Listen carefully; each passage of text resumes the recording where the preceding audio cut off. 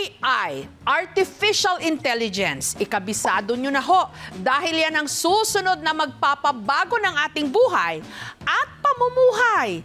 Ginagamit na nga lang ng mga nanloloko. Pero sa mga hindi, pinagkakakitaan naman ngayon ng limpak-limpak. Gusto nyo bang kumita kahit habang natutulog lang? Yung normal range ko siguro nasa 30 to 250 po. Huwag munang matulog dahil gigisingin namin ang inyong diwa sa istorya ng nakilala naming kumikita ng malaking pera kahit natutulog lang. Pag sumagal po ako nasa...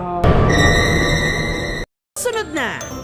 Sa mga nangangarap namang kumita kahit tulog, siya ang lodi nyo. Sa pag-Facebook live lang kasi ng kanyang pagtulog, aba, kumikita siya ng libo-libo. Naol, may gito karaming viewers. Good night po, sleep well. Minsan nakapantulog habang paiba-iba ng posisyon sa higaan. Madalas din siyang nakuha ng naghihilik.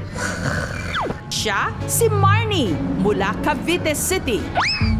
Nitong Huwebes, si Marnie all set na for live tulog. Taong 2020, nung naisipan daw ni Marnie na i-live ang kanyang pagtulog.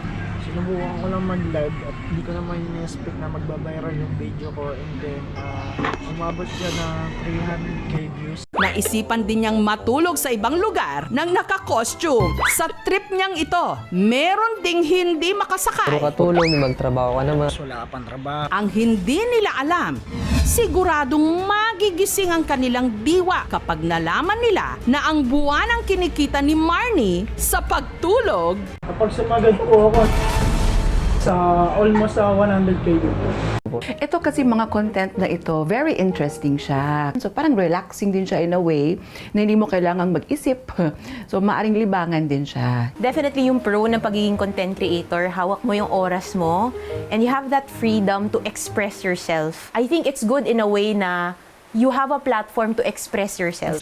Sa panahon ngayon, bawal sa mga content creator ang tutulog-tulog sa pansitan, pabangisan ng pag-iisip ng pakulo na kakagatin ng publiko. Thank you so much mga kapuso. Kung nagustuhan niyo po ang videong ito, subscribe na sa GMA Public Affairs YouTube channel. Don't forget to hit the bell button for our latest updates.